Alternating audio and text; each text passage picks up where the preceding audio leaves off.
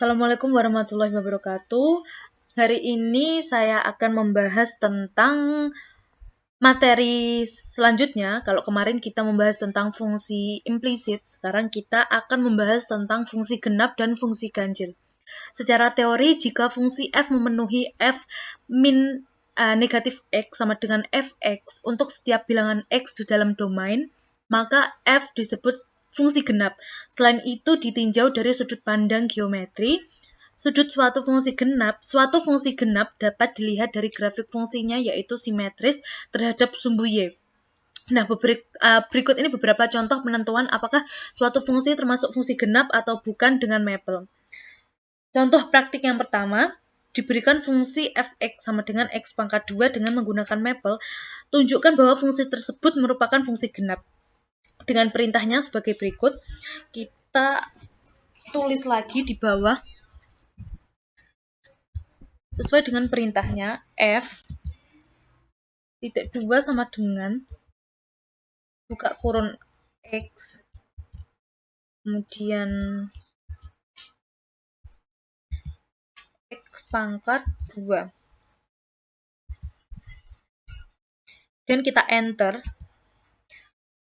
Kemudian kita tulis lagi rumusnya, perintahnya. Perintah selanjutnya, negatif x kurung. Karena grafiknya belum muncul, saya tambahi dengan plot x pangkat 2. Ini.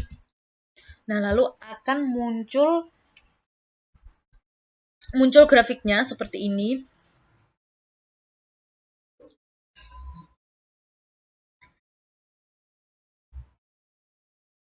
Selain dari gambar ini tampak bahwa grafik y sama dengan x pangkat 2 simetris terhadap sumbu y. Kemudian selain begitu pula fungsi ganjil, jika suatu fungsi f memenuhi f negatif x sama dengan min fx untuk semua x dalam domain, maka f disebut fungsi ganjil. Grafik fungsi ganjil simetris dengan titik asal yaitu 0,0 jika telah dipunyai grafik f untuk x lebih besar sama dengan 0, maka grafik untuk x kurang dari 0 diperoleh dengan memutar 180 derajat terhadap titik 0,0. Contoh praktik yang keduanya, diberikan fungsi fx sama dengan x pangkat 3 dengan menggunakan mapel. Tunjukkan bahwa fungsi tersebut termasuk fungsi ganjil. Kita tulis lagi perintahnya. Bawah sini kita tulis lagi.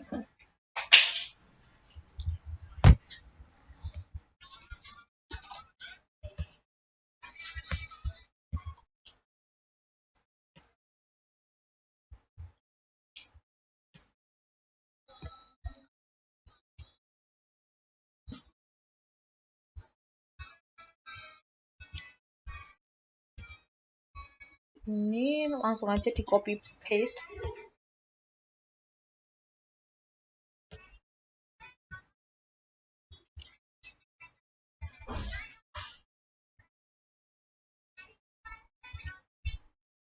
Enter lagi.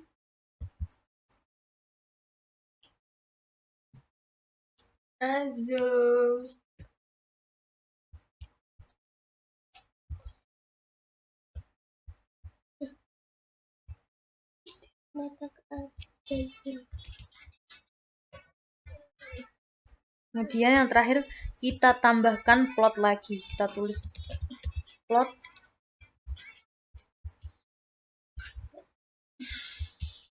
x pangkat 2. Dan kita enter lagi. Oh ya ampun, x pangkat 3. Maaf, kita ganti.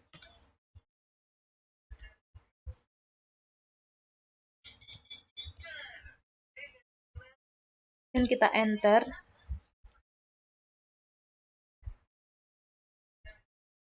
hasil dari perintah yang telah diberikan akan tampak bahwa fx sama dengan min fx, yaitu min x pangkat 3.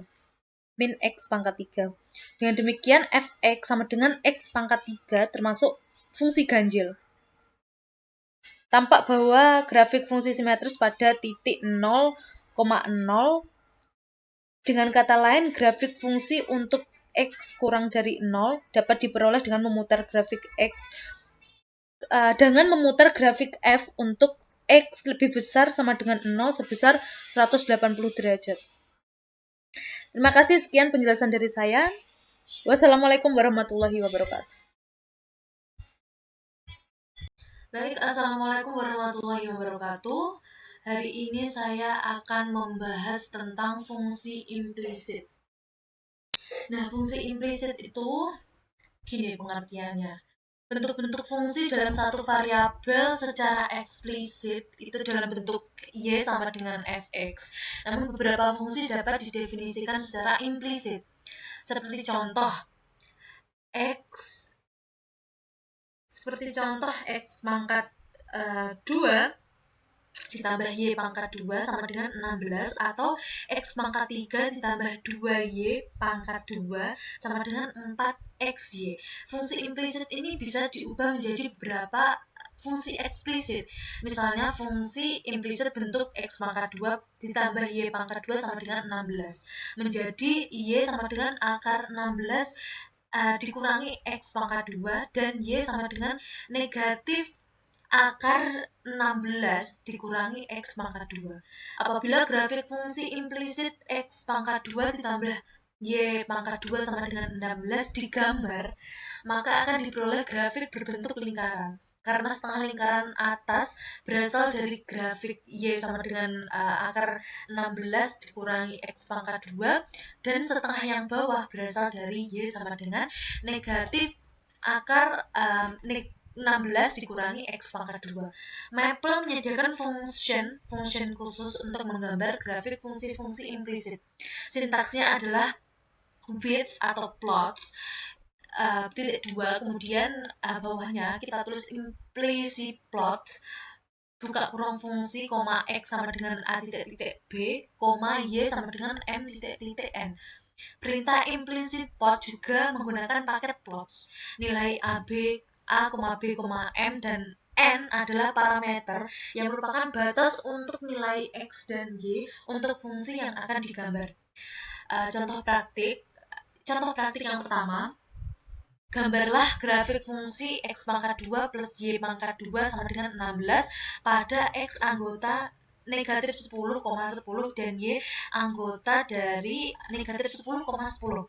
Kita tulis functionnya, sintaks perintahnya kita tulis with atau plots, kemudian kita tulis lagi implicit plots, buka kurung x pangkat 2 ditambah y pangkat 2 sama dengan 16, x sama dengan negatif 10, titik 2, 10, y sama dengan negatif 10, negatif 10, titik 2, 10. Kita langsung aja enter.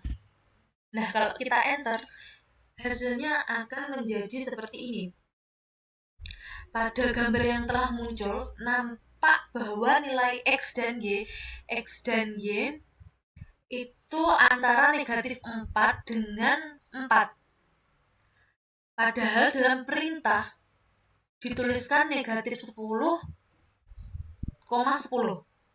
Hal seperti ini menggambarkan bahwa fungsi hanya terdefinisi untuk nilai x dan y pada interval negatif 4,4. Kemudian kita ambil lagi contoh praktik. Gambarlah grafik fungsi 2 buka kurung x pangkat 2 ditambah y pangkat 2 tutup kurung pangkat 2 lagi. Pangkat 2 ya, ini mungkin tulisannya agak-agak salah perintahnya, sama dengan 25 buka kurung x pangkat 2 negatif y pangkat 2 tutup kurung, untuk x dan y anggota negatif 4,4. Kita tulis sintaks perintahnya with atau plots, titik 2, bawahnya implicit plot. Kita terus lagi perintahnya semuanya sudah ditulis semuanya, cuma harus teliti aja. Kemudian langsung saja kita enter. Kita enter akan menjadi seperti ini. Tampak pada gambar bahwa untuk 0,0 tidak dilewati oleh grafik. 0 tidak dilewati oleh grafik. Padahal seharusnya titik tersebut, titik ini itu harus dilewati, karena untuk titik 0,0 persamaan yang diberikan akan terpenuhi. Hal ini disebabkan jumlah titik-titik pada grafik plot kurang banyak. Secara default, jumlah minimum titik yang digambar pada Maple adalah 52, sehingga untuk memperoleh hasil grafik yang lebih baik, jumlah titik harus ditambah. Jadi, untuk mengubah jumlah titik plot digunakan option 6 points. Berikut ini perintah yang ketiga, ini kita langsung aja ke yang ketiga. Berikut ini perintah implicit plot yang sudah diubah jumlah titiknya menjadi 1000. Kita tulis lagi rumusnya seperti yang di atas tadi, tapi bedanya kita tambahkan koma di akhir. Kita tambahkan koma, kemudian spasi, kemudian kita tulis 6 poin sama dengan 1000. Kemudian kita langsung aja enter.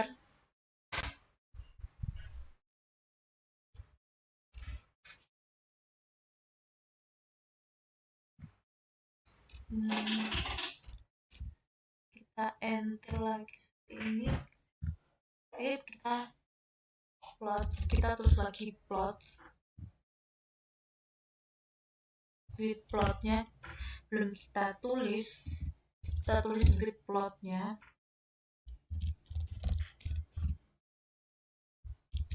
Kemudian titik 2. Jadi langsung aja kita enter.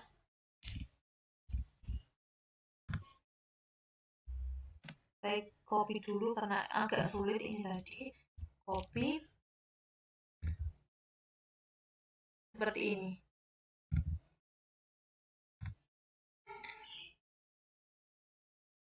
Nah, seharusnya ini terhubung. Jadi yang betul yang terakhir ini. Baik, sekian dari saya. Bila ada kurang lebihnya saya mohon maaf. Wassalamualaikum warahmatullahi wabarakatuh.